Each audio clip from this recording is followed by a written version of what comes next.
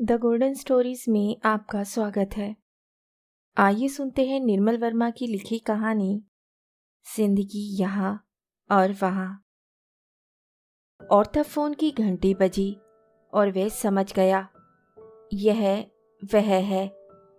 वह भागता हुआ मेज के पास आया। हेलो, उसने कहा। ये मैं हूँ। दूसरी तरफ सन्नाटा रहा। हेलो, जैसे वे उसकी सहमी ठिठुरती आवाज सुन रही हो। हेलो हेलो, उसने थूक निगल कर कहा। कौन है आप? उसने फोन के ऊपर देखा। खाली दीवार, जनवरी का महीना, एक खिड़की जिसका पर्दा उठ गया था। मैं 10 तक गिनती गिनूंगा, उसने सोचा। इस बीच कुछ नहीं बोलूंगा, वह फोन बंद कर देगी और खतरा टल जाएगा। हुआ भी यही। दूसरी तरफ सन्नाटा हो गया और वह गिनने लगा। पर दूसरे ही क्षण उसका स्वर सुनाई दिया, घबराया सा, नर्वस, फोन के काले सन्नाटे को भेदता हुआ। फैटी, तुम सुन रहे हो? तुम बोलते क्यों नहीं? यह तुम क्या बड़बड़ा रही हो? मैं सुन भी नहीं सकती। मैं गिनती गिन रहा हूँ, उसने खिसियानी सी आवाज में कहा। क्या कहा? गिनती? वह धीरे से हंसी, एक छोटी सी हताश हंसी जो फोन के भीतर एक घबराई चिड़िया सी घूम रही थी। सुनो, आज मैं तुम्हारे घर नहीं आ सकूंगी, मैं लाइब्रेरी में रहूंगी, उसने कहा। क्या तुम वहां आ सकोगे? मन में आया कह दे, ईरा, आज नहीं, आज मुझे काम है। काम? वे उसकी आवाज पकड़ लेगी, मरोड़ कर उसका झूठ निचोड़ देगी। घर में अकेले रहना कोई काम है? वह विश्वास नहीं करेगी। वह सोचेगी, मैं फिर उसे सता रहा हूं। कितना विचित्र है, जब तुम उनसे कहो कि तुम अकेले घर रहना चाहते हो, तो यह जानते हुए भी कि तुम अकेले घर में रहते हो, वे कभी तुम्हारा विश्वास नहीं करते। अगर तुम खाली हो तो खाली कैसे रह सकते हो? कोई फायदा नहीं। उसने फोन को दोनों हाथों से पकड़ लिया, जैसे ये उसका छोटा सा सिर हो। कंधों पर गिरते बाल, माथे पर काली बिंदी, दो फफकती सी आंखें। नहीं, मुझे कोई काम नहीं, मैं आऊँगा। मुझे कनॉट प्लेस में एक काम भी है, उसे निपटाकर सीधा चला आऊँगा। क्या कहा? जरा ऊंचा बोलो, मैं कुछ भी नहीं सुन पा रही। मैं दिन भर लाइब्रेरी में रहूंगी। उसकी आवाज़ सहसा बहुत धीमी पड़ गई, जैसे घूमती चिड़िया बहुत थक गई हो, निढाल सी पसर गई हो। तुम किसी भी समय आ सकते हो। मुझे, एक क्षण वे झिझकी, मुझे तुमसे कुछ काम है, मुझे। पर यहाँ वह चुप हो गई। वह देख सकता था उसके स्वर का पीला रंग जो फोन के सन्नाटे पर छितरा आया था, डूबता हुआ, अपनी गूंज की तस्वीर दीवार पर खींचता हुआ। क्या तुम अब भी वहां हो? पता नहीं वह क्या सोचती होगी। वह पूछती नहीं थी, वह देखती भी नहीं थी। वह बीच का रास्ता निकाल लेती थी, देखने और पूछने के बीच, जिसे वे जानना कहते थे। किंतु कभी कभी वह भूल जाती, वह सोचती वह उसके साथ है। अचानक लाल बत्ती जल जाती और वह ठिठक जाती। पीछे मुड़कर देखती तो वह कहीं दिखाई न देता। बाद में जब वह उससे मिलती तो पूछने का साहस भी ना कर पाती कि वह वहां गया था। वे दूसरे दिन फोन करती और वह घर में होता। उसका घर में रहना, यह पक्की बात थी, एक ठोस चीज। इसमें कोई शक नहीं था कि वह फोन करेगी और वह घर में होगा। वह हमेशा कनॉट प्लेस के गलियारे में एक पब्लिक बूथ से फोन करती थी। वह डायल घुमाती थी और घंटी बजने लगती। वह बूथ के शीशे के बाहर देखने लगती। अगस्त का भीगा प्रकाश, कनॉट प्लेस के पेड़, लॉन पर बैठे हुए लोग। वह सीढ़ियां उतर रहा होगा। इतना बड़ा अकेला घर, खाली कमरे, फोन की घंटी, जैसे किसी उजाड़ जर्जरित गिरजे के बीच प्रार्थना कर रही हो, पत्थरों को छूकर वापस लौट आती हो। बारिश के दिन में बूथ के शीशे पर बूंदकियां छिटक जाती, धुंधले से बादल छतों पर घूमते रहते। दिल्ली एक टिमटिमाता सा दिया दिखाई देता, धुंध पर तिरता हुआ। हेलो हेलो, यह मैं हूँ, और तुम? मैं यहाँ हूँ, यहाँ अपने कमरे में। यहाँ जून की शामें बुरी नहीं होती, आकाश से राख झरती है और सूरज एक उपेक्षित कोने में सुलगता रहता। वह लाइब्रेरी के एक कोने में बैठी रहती और वह अपने छत वाले कमरे में। अब कोई फ़ोन नहीं आएगा, वह निश्चिंत होकर बैठ जाता, कमरे में अंधेरा कर लेता, पंखे की आवाज़ में समूची पीड़ा को पसीने के साथ बहा देता। अब कोई नहीं आएगा, वह चली गई है, उसने उसे जाते देखा है। वह महीनों को उल्टा गिनने लगता है और जनवरी पर आकर रुक जाता है, हमेशा एक ही महीने पर, जैसे बैगाटेल की गोली चारों तरफ टकराकर बार बार एक ही सुराख में घुस जाती हो। वे सर्दियों के दिन थे और वह बाहर अंधेरे में खड़ा था। उसके कमरे की बत्ती जल रही थी, वह ठिठुर रहा था। वह नींद नहीं है, वह एक दूसरा समय है, नींद की ही तरह छायादार। वह झाड़ियों के पीछे खड़ा है, उसके कमरे को देख रहा है। वही नींबू की झाड़ी और एक छोटा सा लॉन खाली और उजाड़। वहाँ अब कोई नहीं रहता। विश्वास नहीं होता, मैं वही आदमी हूँ जो 4 महीने पहले था, उसके घर के बाहर अंधेरे में खड़ा था। फैटी, तुम वही हो? सच, तुम वही हो और बिल्कुल नहीं बदले। मैं वही हूँ जो 35 साल पहले इस दुनिया में आया था। यदि वे जीवित होते तो एकदम उसे पहचान जाते। यदि तुम बरसों बाद घर लौट कर आओ तो वे एकदम पहचान लेते हैं, पर वे यह नहीं जानते तुम कहाँ से लौट कर आए हो। वे कभी सोच भी नहीं सकते कि इतनी यातना सहकर उन्होंने जिसे जन्म दिया है, वह बड़ा होकर इतनी यातना बर्दाश्त कर सकता है।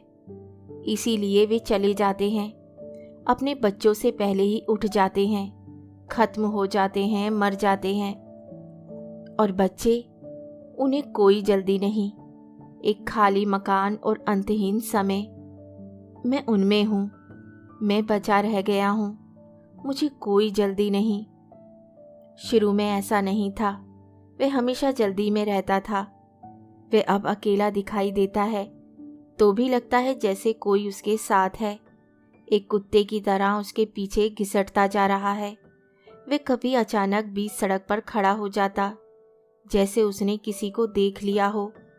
पेड़ के नीचे कोई अद्भुत सा कीड़ा, धूप में नहाती कोई तितली, या कोई ट्यून पियानो से बाहर आती हुई, जिसे सुनकर वह बंगले की दीवार से सट जाता, मुस्कुराने लगता।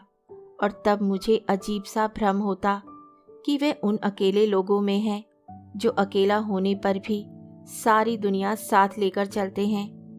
मुझे कभी कभी तीव्र सी आशंका होती है कि एक बार मैं दीवार पर चढ़कर नीचे वहाँ उसके अकेलेपन में झांक कर देख सकूं, वे किससे बोलता है, कहाँ जाता है, और अचानक मुस्कुराने लगता है। पर मैं लाइब्रेरी में बैठी रहती और उसे दूर से देखा करती। जब कभी मैं लिखते लिखते थक जाती तो डेस्क पर अपना माथा टिका लेती, अपनी थीसिस के बारे में भूल जाती और उन दिनों के बारे में सोचने लगती जब मैं शहर में घूमा करती थी। दिल्ली बड़ा शहर था, पर कुछ ऐसी जगह थी जहाँ 1-2 चेहरे बार बार दिखाई दे जाते थे। मैं घर से बाहर निकलती जैसे कुछ लोग जुआ खेलने या रेस कोर्स में जाते हैं। क्या उन्हें सही पता हाथ लग जाएगा? कौन सा घोड़ा सबसे आगे भागेगा? मैं अपने से खेलने लगती। क्या वह इस कंसर्ट में आएगा या इतवार के दिन नेशनल म्यूजियम के हॉल में? मुझे भ्रम होता वह भी कहीं पीछे खड़ा है, 7वीं शती की किसी मूर्ति को देख रहा है। वह अचानक दिखाई दे जाता और तब मैं जीत जाती। मेरा दिल तेजी से धड़कने लगता, किसी थिएटर से बाहर आते हुए या म्यूजिक कॉन्फ्रेंस में जो सर्दी की रातों में देर तक चलती रहती। मैं टैक्सी की तलाश में एक तरफ खड़ी रहती और वे दूसरी तरफ बस स्टैंड की तरफ जाता हुआ दिखाई दे जाता, जहां स्कूटर खड़े रहते। दिल्ली शहर अजीब है। कुछ ऐसे स्थल हैं जहां वे हमेशा दिखाई दे जाता है। एक चलती फिरती दुनिया जिसके सदस्य एक दूसरे को नहीं जानते, फिर भी हमेशा एक दूसरे से मिलते हैं। अंधेरे हॉल में एक साथ ताली बजाते हैं, पर एक दूसरे को जानते नहीं, छूते नहीं। तमाशा खत्म होते ही अपने अपने कोनों में खो जाते हैं। फिर गर्मियाँ आई और लोग बाहर जाने लगे। नैनीताल, मसूरी, शिमला, उन मौसमी परिंदों की तरह जो सीजन बदलने पर अपने घोंसलों को छोड़कर उड़ जाते हैं। दिल्ली की सड़कों पर अब भी भीड़ दिखाई देती, किंतु वे लोग जिन्हें हम जानते थे अब कहीं दिखाई नहीं देते थे।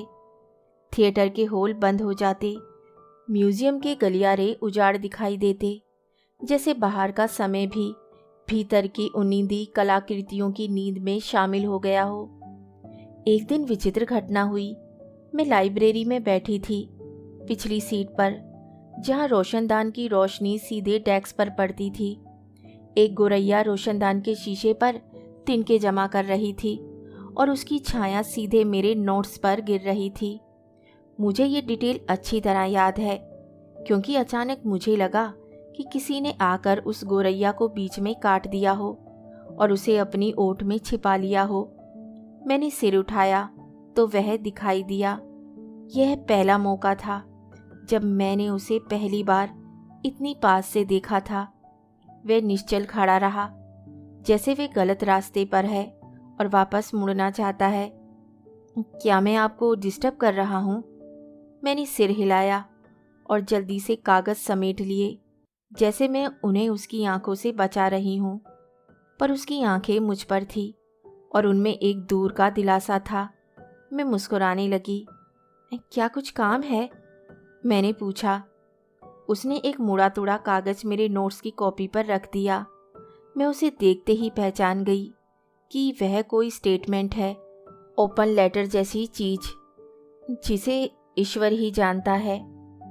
ऐसी चीजें उन दिनों कितनी निकला करती थी। मैं उसे ध्यान से पढ़ने लगी, पर मेरा ध्यान उसकी तरफ लगा था। वह अब भी खड़ा था। मुझे क्या करना होगा? मैंने उसकी ओर देखा। कुछ नहीं, उसने कहा। अगर आप इससे सहमत है तो साइन कर दीजिए। इसका कोई फायदा होगा? मैंने कुछ चिढ़ाते हुए कहा, ताकि वह बाहर निकल सके, सामने आ सके। होगा क्यों नहीं? उसने कहा। फायदा नहीं, लेकिन अगर हम उनका ध्यान अन्याय की तरफ खींच सके। कोई और कहता तो मैं हंसने लगती, लेकिन वह लाइब्रेरी के आधे अंधेरे में चुप खड़ा था। बाहर जून की तपती घुटती शाम थी। ऐसी घड़ी में न्याय अन्याय की बात मुझे हिमालय की चोटी सी जान पड़ी, ठंडी और सफ़ेद और पवित्र पहुँच के परे। कुछ शब्द अचानक भीड़ से अलग हो जाते हैं। खोए से, लवारिस प्रेम और पाप, ईश्वर, छूट और न्याय और मौत। ठहरे पानी में अलग अलग साबुत चमकते सुडोल पत्थरों की तरह मैंने जल्दी से कागज उठाया और दूसरे नामों के नीचे अपना नाम लिखने लगी। और तब मुझे एक अद्भुत सा विचार आया, अपना नाम लिखते हुए, कि मैं उससे फिर मिलूंगी किसी और दिन, क्योंकि मेरा नाम ठीक एक दूसरे नाम के नीचे था, जिसे यातना कहते हैं। पर यह दूर की बात थी और उस दिन मैंने उसे नहीं जाना था। उन दिनों वे अक्सर मिलते थे। दिल्ली में जून का महीना एक अलौकिक सी चमक लेकर आता था। धूल के मैले पर्दे पर सूरज एक मोमबत्ती सा पिघलता रहता और कोई बादल एक पतंगे सा उठकर उसे अपने में ढक लेता। एक क्षण के लिए शहर पर अंधेरा घिर जाता और एक फटी फटी सफ़ेद लाइब्रेरी के भीतर झांकने लगती। वे बड़े हॉल की बत्तियां जला देते और दरवाजे खोल देते। वे अपनी थकी आंखें ठंडे डेस्क पर मूंद लेती। वह घर की सीढ़ियां उतरने लगता। बीच में बहुत सी सड़कें आती और वह उनसे बचकर कनॉट प्लेस के गलियारे में चला जाता। ठंडे अंधेरे गलियारे में चलने लगता। बाहर धूप में औरतें मूलियाँ खाती, पानी में तर और तीखी, और उनके परे गुलमोहर के पेड़ धूप में दहकते रहते। 2 गलियारों के बीच सड़कें आती और उन्हें पार करते हुए वे उसका हाथ पकड़ लेती। तब तक पकड़े रहती जब तक वे दोबारा अंधेरे कॉरिडोर में नहीं चले जाते। पहली बार उन्होंने एक दूसरे को इसी तरह छुआ था, डर में, रास्ते पर, सड़क पार करते हुए। ये ठीक नहीं था। यह एक तरह का अपशगुन था जो छाया की तरह आखिर तक मंडराता रहता है।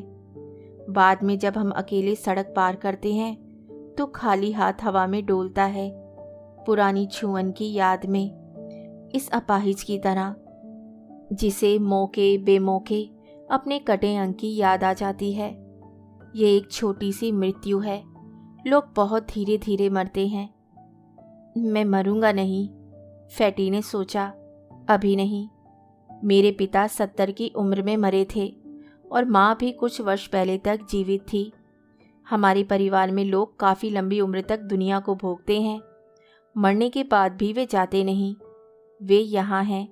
वे हस्तक्षेप नहीं करते, बोलते नहीं, किंतु जब मैं कोई चीज़ खो देता हूँ, दुख सहता हूँ, तो वे अचानक अंधेरे कोने से बाहर निकल आते हैं।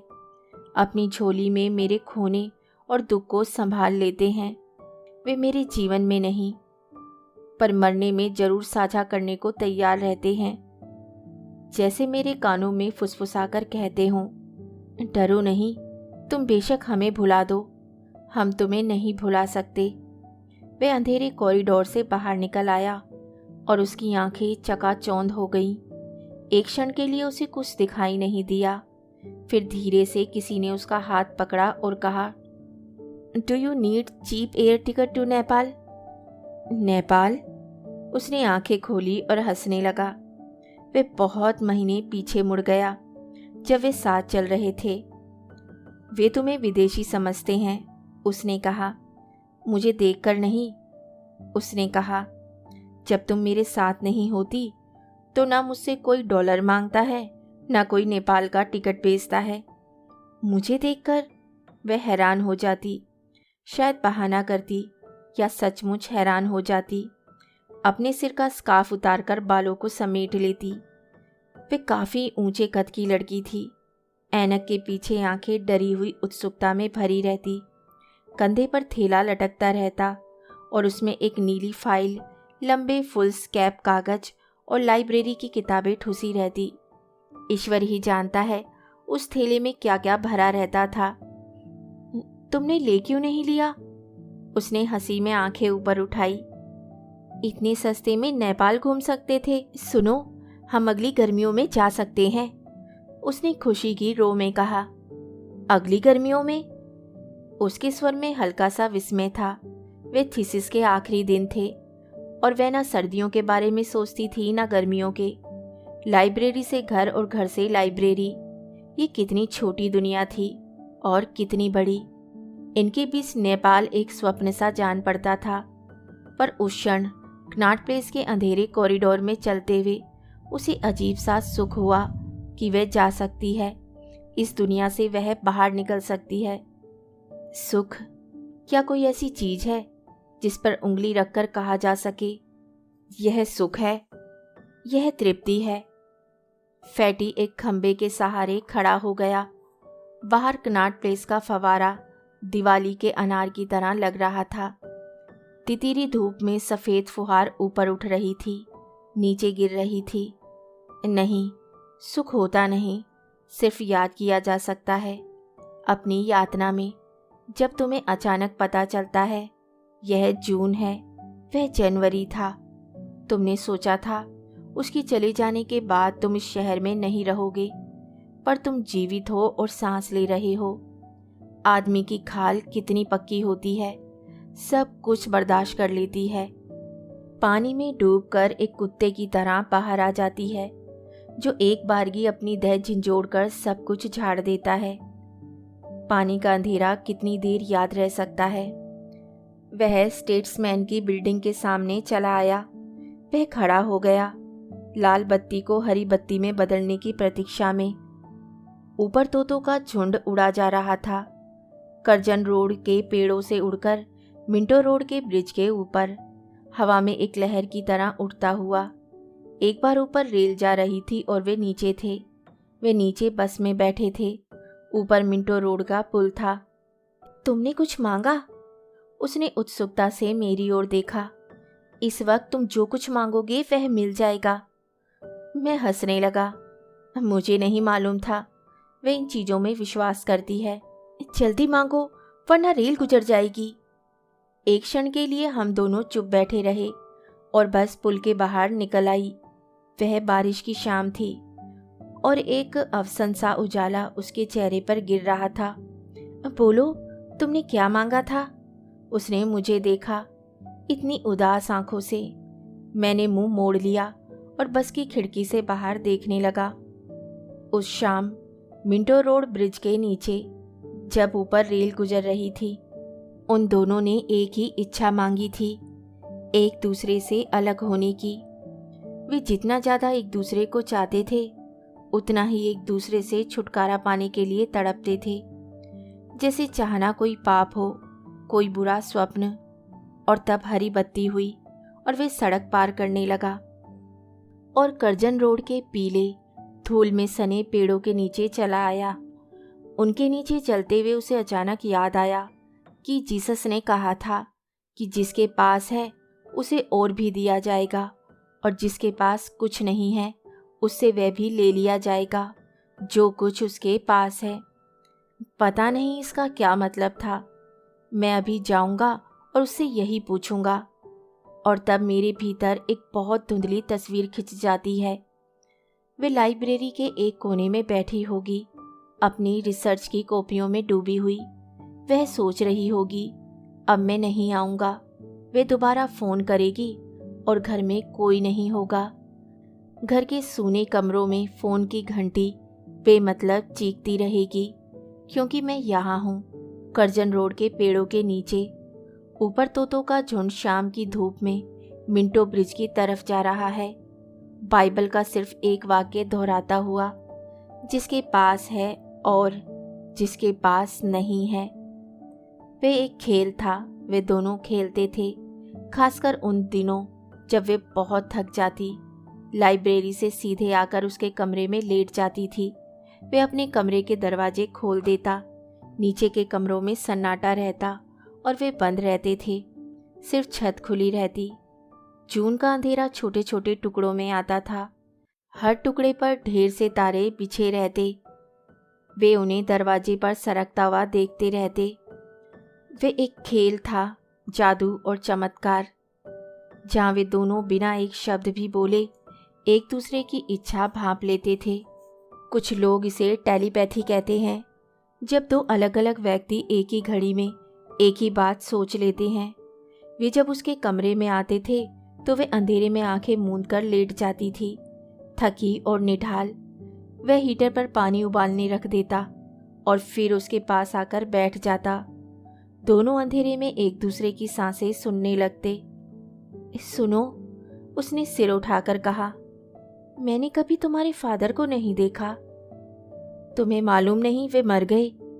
मुझे मालूम है, उसने कहा, पर तुमने कभी उनकी फोटो भी नहीं दिखाई। वह उठ बैठती और खेल शुरू हो जाता। वे काफी विचित्र खेल था, क्योंकि कुछ देर के लिए हम एक दूसरे को बिल्कुल भूल जाते, इस समय से छूटकर एक दूसरे समय में चले जाते, जहाँ मेरा घर धीरे धीरे जागने लगता।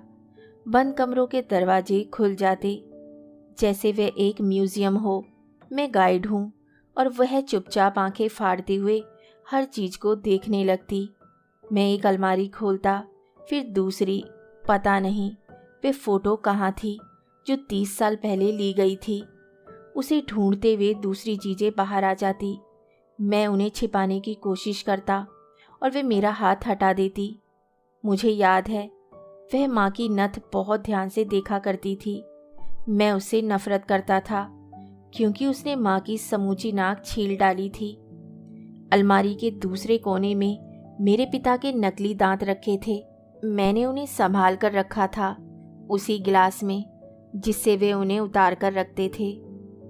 दांतों के बीच अब भी डबल रोटी के कुछ टुकड़े फंसे थे जो उन्होंने पिछली रात खाए थे, मरने से एक रात पहले।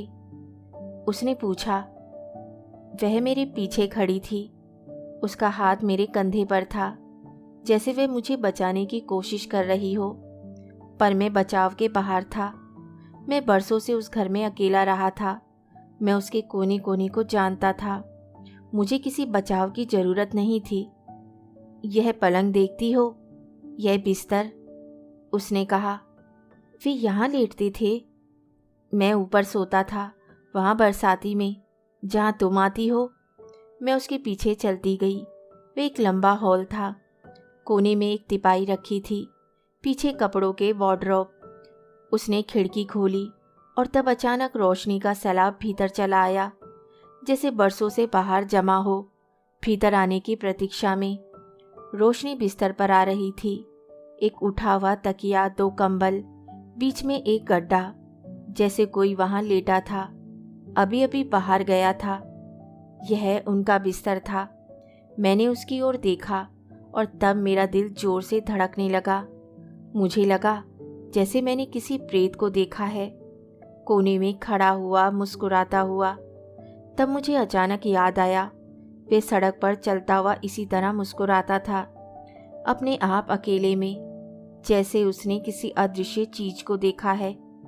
भीतर की दुनिया से बाहर आते हुए वे ठिठक जाता था। वे खुद अपने से बोलने लगता था। फैटी। मैंने उसका कंधा हिलाया। उसने मेरी ओर देखा, जैसे मैं कोई शीशे की दीवार हूं और वे मेरे भीतर गुजरकर मेरे पार देख रहा है। हाँ, वे यहीं मरे थे, उसने कहा। मैं उनकी तिपाई पर दवा रख देता था, पेशाब की बोतल साफ कर देता था। मैं उनके सिराने की खिड़की खोल देता था। तुम जानती हो, दिल्ली में अगस्त की रातें कितनी साफ होती हैं। सोने से पहले वे आकाश गंगा देखते थे।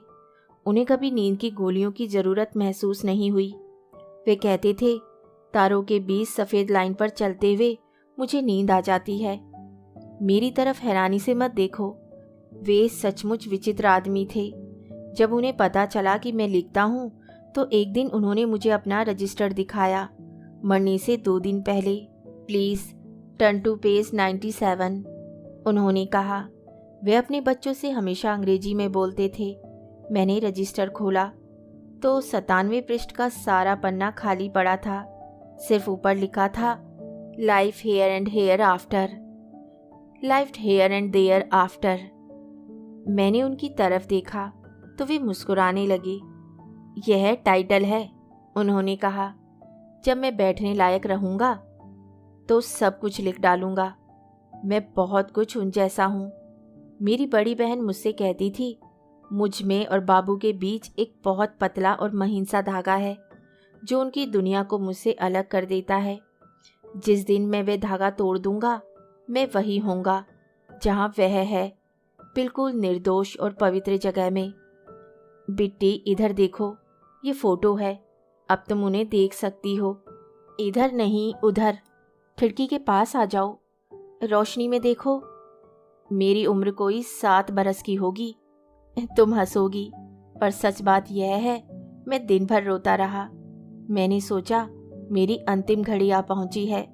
मेरा ये अंधविश्वास था कि फोटो खिंचवाते ही मेरे भीतर का फुरना, यह माँ का शब्द था, जिसका मतलब शायद आत्मा से रहा होगा। जब कभी मैं गुस्से में आकर खाना नहीं खाता था तो वे मुझे डराती थी कि जब मैं सो जाऊंगा, मेरा फुरना मेरी देह से निकलकर रसोई में चला जाएगा, रात भर भूखा प्यासा मंडराता रहेगा। हाँ, तो मेरा फुरना मुझे छोड़कर फोटो पर चिपक जाएगा, जैसे कोई तितली एल्बम के कागज पर चिपक जाती है, मर जाती है। मुझे डर था कि फोटो में आते ही मैं इस दुनिया से चला जाऊंगा, क्योंकि आदमी एक ही समय में 2 जगह मौजूद नहीं रह सकता। यही कारण है कि मैं इस तरह आतंकित, बदहवास, गमहीन निगाहों से दुनिया को देख रहा हूँ।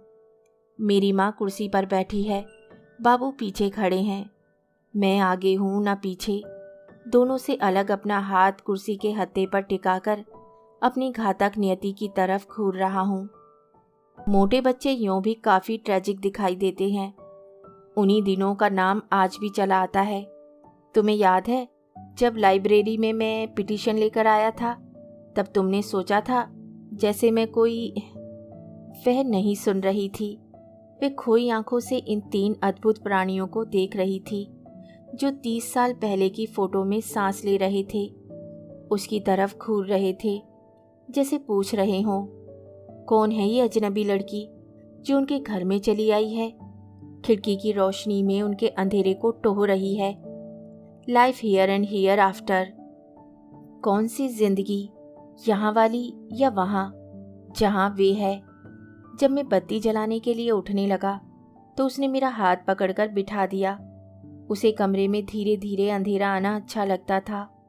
जून की पीली तलछट जो बिस्तर पर बिखर जाती और मैं उसके घुटने पर सिर टिकाकर लेट जाता, सोचने लगता, पता नहीं वे बाबू और माँ के बारे में क्या सोच रही होगी।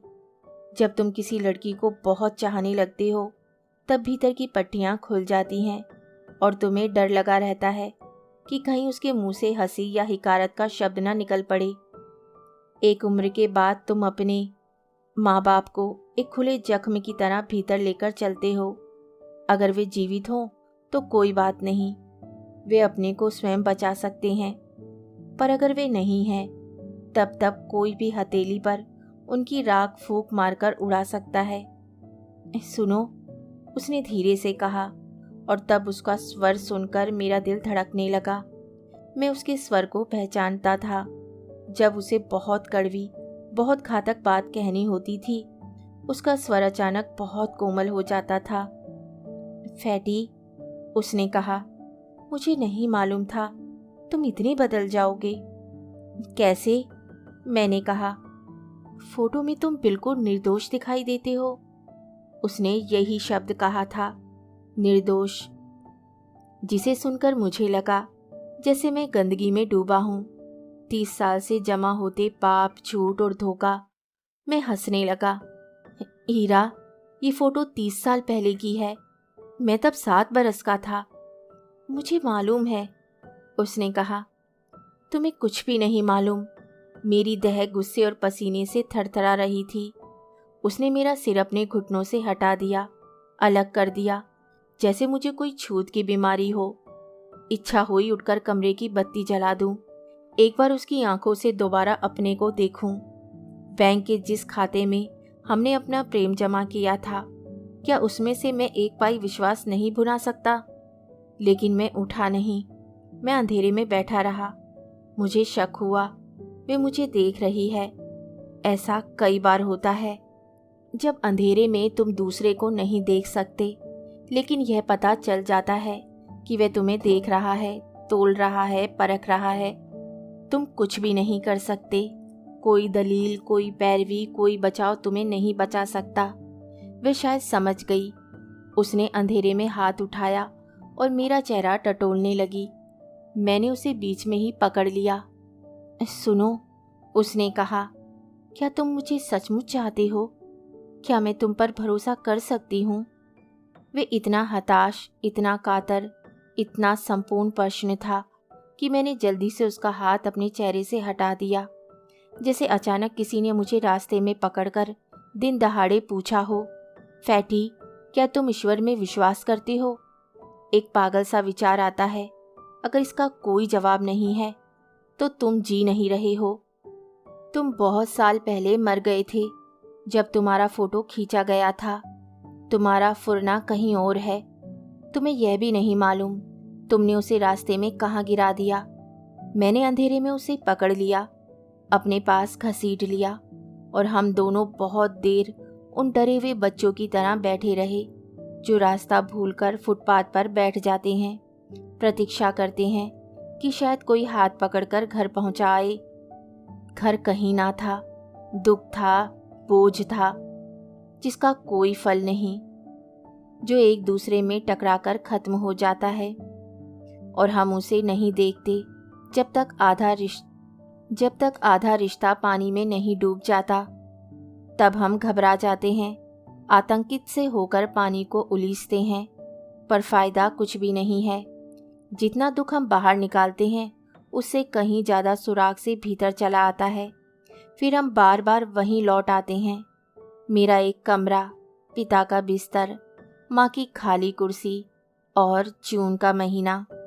वह लाइब्रेरी में बैठी रहती और फैटी स्टेटमेंट तैयार करता, न्याय और झूठ के बारे में। कोई भी चीज़ जो किसी तरह सुराग को बंद कर सके, बहते पानी को रोक सके।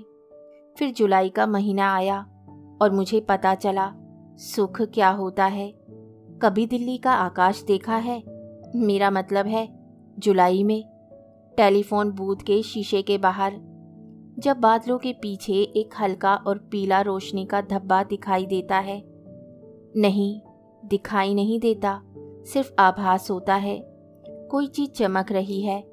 वह सूरज है, सूरज का एक संक्षिप्त धुला हुआ प्रेत। हमारा सुख बिल्कुल वैसा था, एक डबडबाई रोशनी का भ्रम, माया और सच के बीच एक भागती हुई छाह। वे मेरे घर के ऊपर ठहर जाती और हम अपनी चटाई और चादर बाहर ले आते। थोड़ी सी बारिश की बूंदें छत की धूल को समेट लेती और एक सौंधा दुधेला सा धुआं हवा में उड़ने लगता। हम छत पर अकेले लेटे रहते।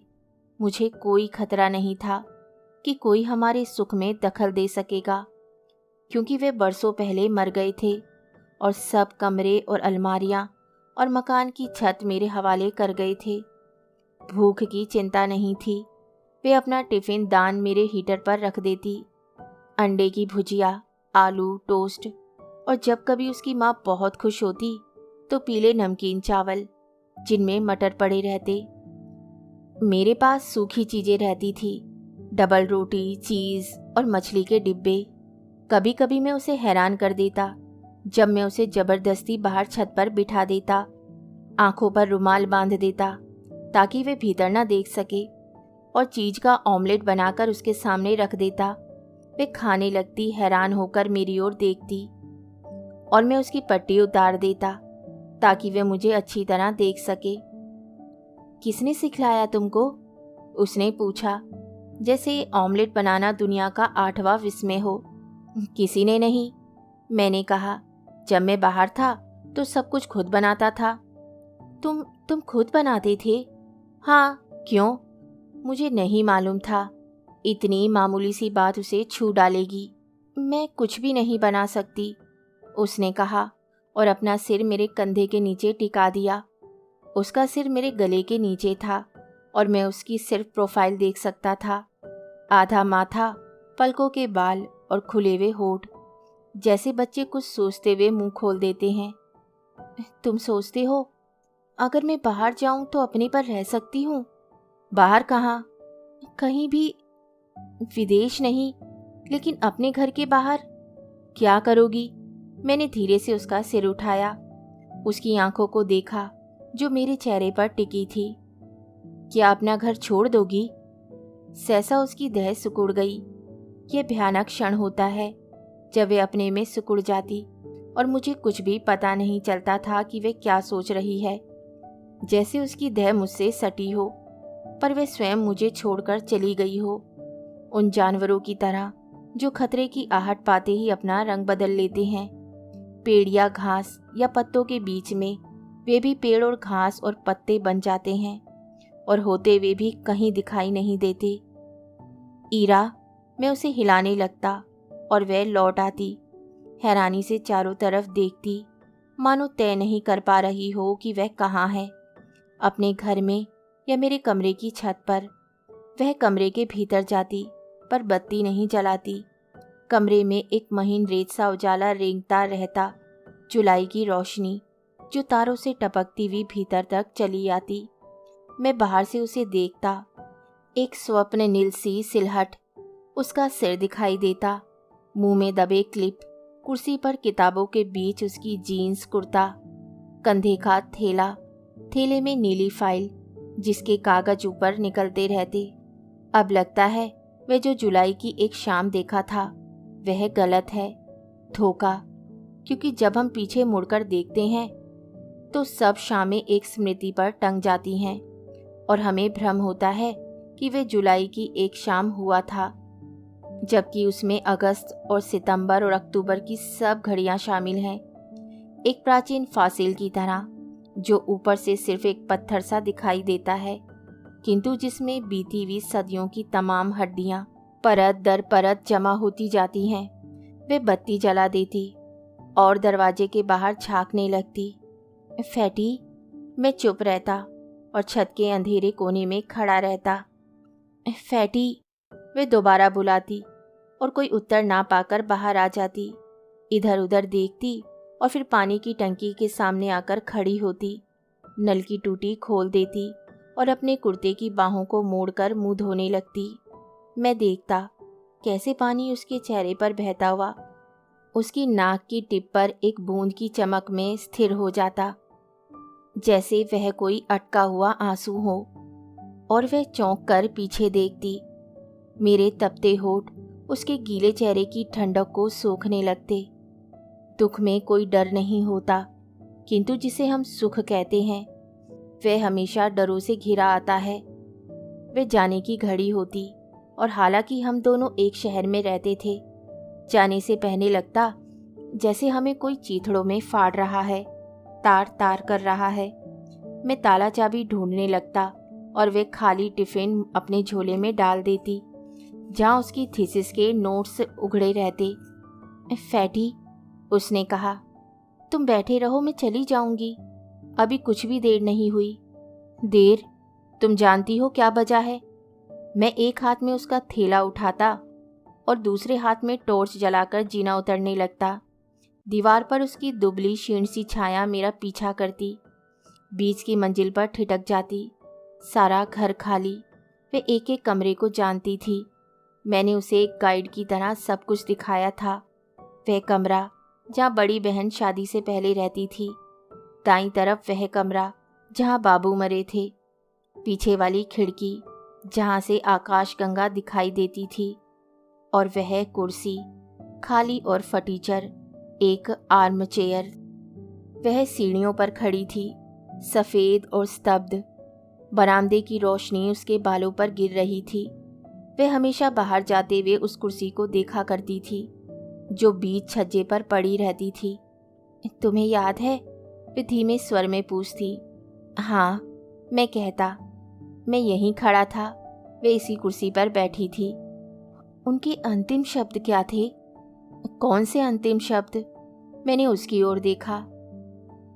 जब तुम जा रहे थे, उसने कहा। मैंने तुम्हें कितनी बार बताया है? मैंने कहा। मैं दोबारा सुनना चाहती हूँ। तुम बाहर जा रहे थे, वे बरामदे में बैठी तुम्हें ताक रही थी। उसने कहा, जैसे वह कोई स्वप्न देख रही हो। टिकट के बारे में, मैंने कहा। उन्होंने पूछा। मैंने अपना टिकट जेब में रखा या वॉलेट में।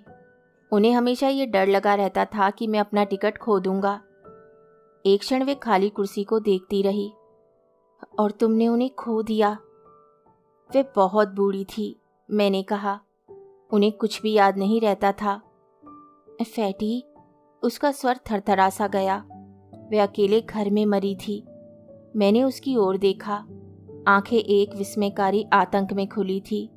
कहीं एक आईना है। लंबे पेड़ों से घिरी विक्टोरिया स्ट्रीट और बीच में एक छोटा सा पार्क, खेलते हुए बच्चे और ऊपर घूमते हुए बादल, लंदन का पीला आलोक। बेंच पर मैं बैठा हूँ, हाथ में एक केबल लिए, एक लाल कागज का टुकड़ा जिस पर 5 काले शब्द बाहर झांक रहे हैं। Mother died without any pain. और मैं शब्दों को बार बार दोहरा रहा हूँ। Without pain, without any pen.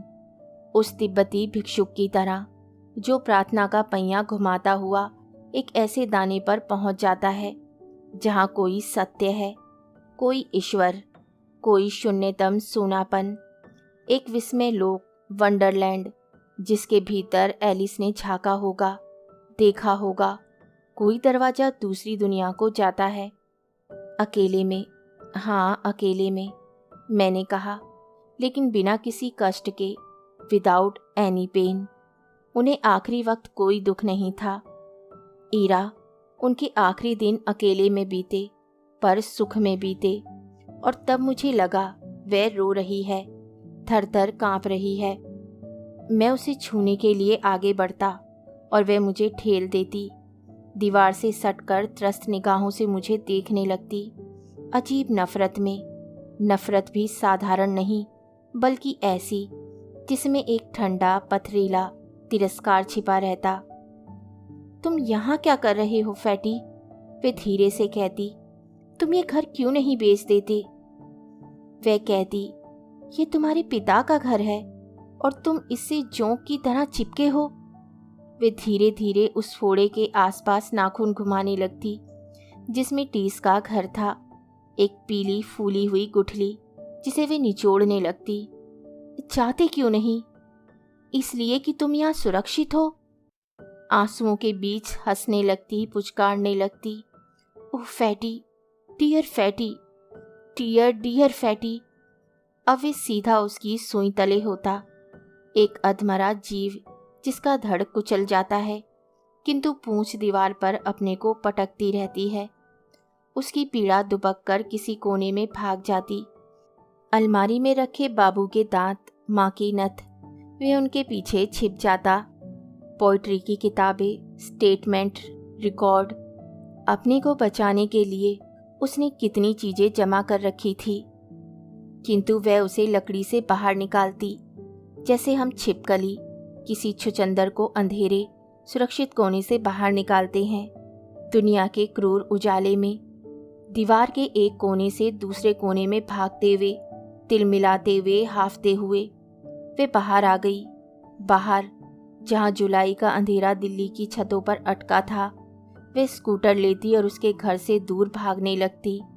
North place, India gate, पुराना किला, सब एक एक करके गुजर जाते। ऊपर सिर्फ बादल होते और छितरे हुए तारे, जो जुलाई की रातों में धुले हुए बटनों से चमकते थे। न कोई पुल, न रेलगाड़ी जिसके नीचे मैं कोई इच्छा मांग सकती। उसने चाबी बाहर निकाली, गेट का ताला खोला और भीतर चली आई। छोटा सा लॉन, नींबू के पेड़ और ईंटों की दीवार, यह उसका घर था। वे कुछ देर अंधेरे में खड़ी रही। खिड़कियां खुली थी। पापा टेलीविज़न देख रहे होंगे, माँ कपड़ों पर इस्त्री कर रही होंगी। वे जान लेते थे वह आ गई है, पर उसके कमरे में आने का साहस नहीं बटोर पाते थे। वे रसोई में जाकर टिफिनदान रखती, मुंह धोती और भागकर अपने कमरे में आ जाती। जल्दी से कोई रिकॉर्ड लगाती और बिना कपड़े बदले बिस्तर पर पसर जाती। बीच में समय बीतने लगता। अगस्त के खुले दिन और सितंबर का उदास आलोक, झाड़ियाँ और घास और पेड़ अपना रंग बदलने लगते। वे अपनी थकी आंखों को तकियों पर भींच लेती। वे हाल कमरे में आती, बिल्कुल दबे कदमों से। ऊपर पापा और माँ सो रहे होते। वे बत्ती भी नहीं जलाती। उसे फ़ोन के सब नंबर मालूम थे और अंधेरे में वे डायल घुमाती और दूसरी तरफ घंटी सुनाई देती। वह सो रहा होगा। खाली घर के सन्नाटे में फ़ोन की आवाज़ चीख रही होगी, हेलो हेलो। फैटी का स्वर उसे चौंका देता। वह सुनसी खड़ी रहती, हेलो हेलो हेलो, और तब सन्नाटा हो जाता। वे रिसीवर रख देता और वे फ़ोन पर धीरे से कहती, फैटी फैटी, यह मैं हूँ। मैं सिर्फ तुम्हारी आवाज़ सुनना चाहती थी। वह नवंबर का महीना था और उसकी आवाज़ को दिल्ली की हवा पकड़ लेती और सड़क पर उड़ने लगती। चलते हुए लोग क्षण भर के लिए ठिठक जाते। कौन है ये फैटी, वे सोचने लगते। किंतु शहर की हवा में इतने नाम, इतनी सांसें, इतने आंसू तिरते रहते कि ये अनुमान लगाना असंभव हो जाता कि किसका नाम किसने पुकारा है।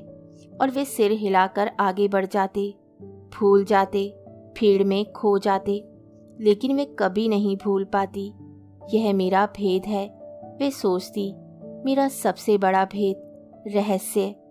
फैटी, मुझे देखो और तब तुम्हें पता चलेगा कि तुम सबसे पाखंडी, झूठी, हिपोक्रेट, दुनिया की सबसे बड़ी हिपोक्रेट लड़की को देख रहे हो। तुम हंस रहे हो, लेकिन ठहरो, मैं तुम्हें कुछ दिखाना चाहती हूँ। यह मेरी पोटली है। हंसो नहीं, खोलो, खोल कर देखो। नहीं, ये थीसिस के नोट्स नहीं, इन्हें अलग रहने दो।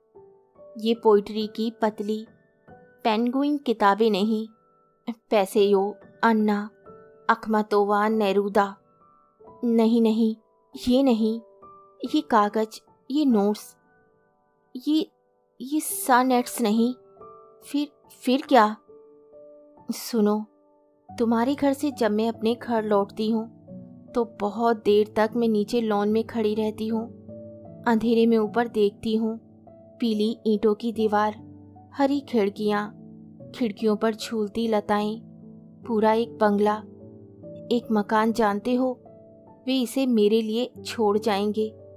मैं खुली आंखों से इन खिड़कियों, हवा में फरफराते पर्दों को देखती हूँ। वे अब डाइनिंग रूम में बैठे होंगे। वे तब तक खाली प्लेटों के आगे बैठे रहते हैं जब तक मैं नहीं आ जाती, अपनी इकलौती बेटी की प्रतीक्षा में, आधे जागते हुए, आधे सोते हुए।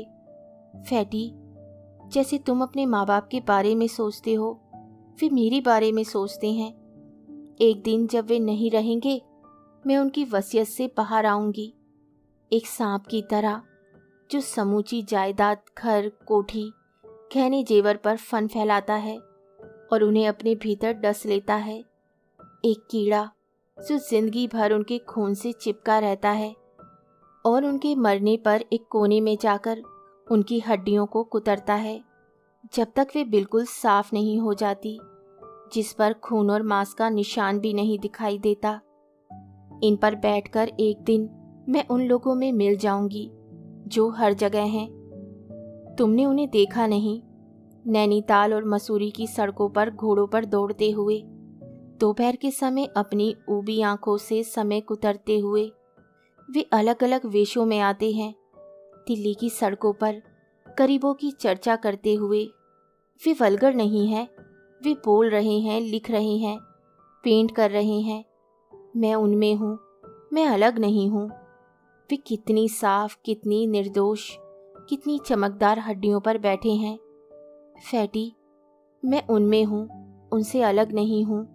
मैं सब देखती हूँ, बाग के उजले नीले अंधेरे में, और मैं भागने लगती हूँ।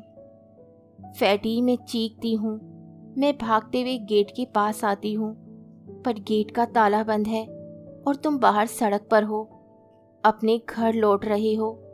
मैं अंधेरे में तुम्हें देखती हूँ और तब मुझे वह दोपहर याद आती है जब तुम लाइब्रेरी में आए थे। तुम एक स्टेटमेंट लाए थे।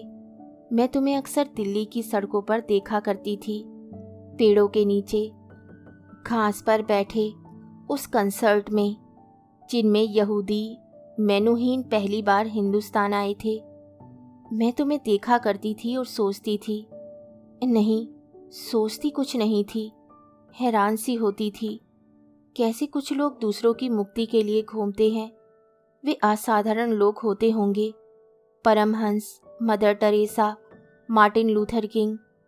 वे अपना हाथ कंधे पर रखते होंगे और सब कुछ बदल जाता होगा। मैंने तुम्हें जब उस दिन लाइब्रेरी में देखा, मैंने सोचा मैं तुम्हारे कागज पर नाम लिखूंगी और हमेशा के लिए छुटकारा पा जाऊंगी। फिर मैंने तुम्हें देखा और सहसा ख्याल आया, मैं तुमसे ज़्यादा भाग्यवान हूँ। मैं अपना घर कभी भी छोड़ सकती हूँ, दिल्ली के बाहर जा सकती हूँ। दूसरी तरफ से देखा तो तुम मुझसे कहीं ज़्यादा भाग्यवान हो। तुम्हारे अपने विज़न है, जरा सा स्विच दबाओ और वे चमकने लगते हैं। रोशनी के दायरे जिन्हें तुम किसी भी समय बाहर निकाल सकते हो, करीने से सजाते हो। पूरा एक म्यूजियम जो कर्जन रोड से लंदन की विक्टोरिया स्ट्रीट तक फैला है। नहीं, तुम सचमुच मुझसे कहीं कहीं ज़्यादा भाग्यवान हो। तुम एक दिन अपने घर के कोने में उन दिनों की पोटली भी रख लोगे जो मैंने तुम्हारे साथ बिताए थे। वह ये पोटली अपने साथ लाई है। जाने से पहले वे उसे सुपुर्द कर देना चाहती है। इसमें मार्च के पत्ते जमा हैं और जुलाई की रातें, गुलमोहर के फूल जो मई के शुरू में कनॉट प्लेस में दहकते थे, और किताबों की दुकानें और टेलीफोन बूथ मिंटो रोड का ब्रिज, जिसके नीचे उन्होंने एक दोपहर एक दूसरे से मुक्ति पाने की प्रार्थना की थी। क्या कोई ऐसी पीड़ा है जो इस शहर के कोने से उखड़कर बाहर नहीं आती। वे लाइब्रेरी से बाहर आई और दरवाजे पर फैटी दिखाई दिया। वे जल्दी से उसके पास आया और उसका मन बैठने लगा। तुम कब आई? उसने बहुत क्षीण स्वर में पूछा। मैं कब से खड़ा हूँ, उसने कहा। तुम लिख रही थी, मैं बाहर से तुम्हें देख रहा था। मैं तुम्हें लिख रही थी, उसने कहा और वे धीरे से हंसने लगा। मुझे लिख रही थी? दिखाओ। अभी नहीं। उसने अपना सिर उसकी छाती में दुबका लिया।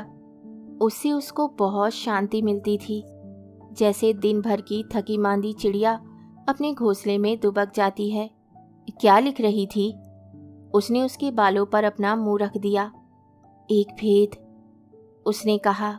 एक रहस्य, उसने कहा। एक मिस्ट्री। तुमने मुझे इसीलिए बुलाया था? उसने उसका चेहरा उठाया और तब वे हतप्रभ हो गया। उसकी आंखें चमक रही थी, जैसे वे रोकर उठी हो, बुखार में हो, नींद में चल रही हो।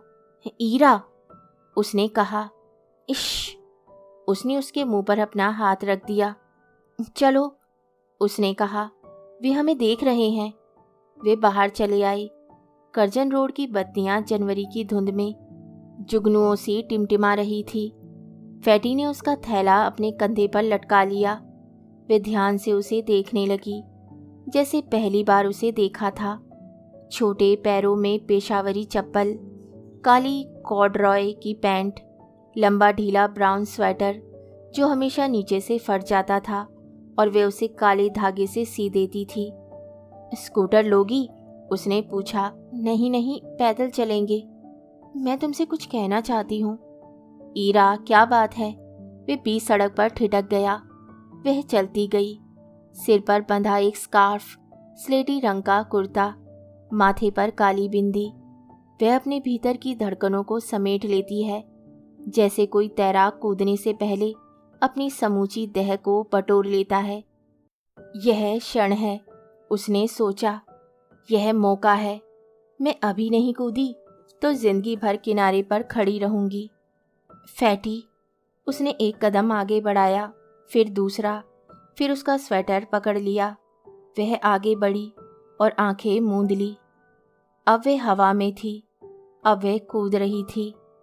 मैं दिल्ली छोड़ रही हूँ, उसने कहा। वह शांत थी, सब कुछ शांत था। वह जनवरी की शाम थी और वह चुपचाप चलते हुए इंडिया गेट के सामने खड़े हो गए थे। कब? उसने पूछा। कहाँ जाओगी? वह खड़ी हो गई। धुंध के बीच एक लो जल रही थी, किसी अज्ञात सैनिक की याद में जो पहली लड़ाई में मरा था। मैंने अभी कुछ नहीं सोचा। हिंदुस्तान बहुत बड़ा है। और वे धीरे से हंसने लगी। उसका हाथ पकड़ लिया। फैटी, मैं कहीं भी जा सकती हूँ। घर छोड़ दोगी? एक क्षण वे सोनी सड़क पर ठिठक गई। याद आया, इस घड़ी माँ अपने कमरे में इस्त्री कर रही होंगी। खाने की मेज पर 3 प्लेटें होंगी। पापा टेलीविज़न देख रहे होंगे। मैं इन्हें छोड़ रही हूँ। घर नहीं, उनका पैसा नहीं। मैं कहीं भी हूँ, भूखी नहीं मरूंगी। मैं सेफ हूँ। Safety first. एक घोर असीम हताशा में उसने इंडिया गेट को देखा। हल्की चांदनी में वे रेत का एक ढूंढ जान पड़ता था। चारों तरफ लंबी घास, हवा में हिलते पेड़। फैटी, मेरी एक बात मानोगे? क्या ईरा? उसने बहुत धीमे स्वर में कहा। वह रुक गई। तुम कभी अपना घर नहीं छोड़ोगे? लेकिन उस दिन, उसने विस्मय से उसकी ओर देखा। तुम मुझे बाहर आने को कह रही थी। बाहर दुनिया में? मुझे मालूम है। उसने सिर हिलाया। फैटी के माथे पर बिखरे बालों को ऊपर उठा दिया। तब मैं नहीं जानती थी कि वे तुम में रहते हैं। वे घर में हैं। वे कौन? फैटी ने हिचकते हुए कहा। ईरा, वे कब के मर गए। मर गए? वे धीरे से हंसने लगी। बरामदे में रखी कुर्सी, बिस्तर के पीछे आकाश, मिल्की वे वहाँ हैं। वे हमेशा वहाँ रहेंगे। फैटी मुझे देखो। और उसने अपना चेहरा ऊपर उठाया। एक सांस ऊपर आई। उसने झटके से उसे अपने पास खींच लिया। पीली चांदनी में उसकी आंखें ऊपर उठी और उसने कहा, क्या मैं जीवित हूँ? धुंध ऊपर उठी और पेड़ सरसराने लगे। रात की हवा में सब कुछ असंभव जान पड़ा। जीना, मरना, घर छोड़ना। फैटी, उसने कहा, तुम्हारे फादर का एक रजिस्टर था। वे कुछ लिखना चाहते थे, तुम्हें याद है? फैटी ने ऊपर देखा। धुंध के परे तारे छिटक आए थे। एक महीन सा आलोक पेड़ों की फुनगियों पर बिखरा था। Life here and here after. लेकिन क्या दोनों एक साथ एक ही दुनिया में नहीं है? जिंदगी यहाँ और वहाँ, वे हमारे साथ जी रहे हैं, हम उनके मरने में शामिल हैं। वे उसके घर के सामने खड़े थे। फाटक खुला था। दोनों तरफ यूकोलिप्टस के पेड़, बीच में बजरी की सड़क, एक नींबू की झाड़ी। फैटी, तुम्हें याद है? क्या बिट्टी? कभी कभी वे उसे बहुत प्यार में बिट्टी कहा करता था। एक निस्सहाय सी बच्ची जो उसका हाथ पकड़कर दिल्ली की सड़कें लांघा करती थी। क्या याद है? उसने पूछा और तब देखा ईरा फाटक का पल्ला पकड़कर कहीं भीतर अंधेरे में झांक रही थी। एक बार और कहो, उसने कहा। क्या? जो अभी कहा था, बिट्टी। और उसने उसकी ओर देखा। आंखें उसके चेहरे को ढूंढने लगी। हम पिछली जनवरी में मिले थे। मैंने तुम्हें फ़ोन किया था। तुम गिनती गिन रहे थे, पूरे 12 महीने। लॉन की भीगी धूमिल रोशनी में वे उसका चेहरा देखता रहा। तुम आज क्या लिख रही थी? उसने पूछा। लाइब्रेरी में। उसने फैटी के दोनों हाथों को अपने गालों में थमा लिया, जैसे माचिस की लौ को बचाने के लिए हम उसे हाथ से ढक लेते हैं और वह हवा में कांपती रहती है, बुझने और जलने के बीच हिचकिचाती हुई। एक स्टेटमेंट, उसने कहा। एक प्रार्थना पत्र फैटी, मैं अपने को लिख रही थी। फिर मुझे अचानक पता चला कि जब कोई पाप का कन्फेशन करता है तो अपने लिए नहीं, ईश्वर के लिए भी होता है। और मुझे लगा तुम भी उसमें हो। जैसे 1 बरस पहले जिस स्टेटमेंट पर मैंने अपना नाम लिखा था। जानते हो मेरे नाम के ऊपर किसका नाम था? किसका बिट्टी?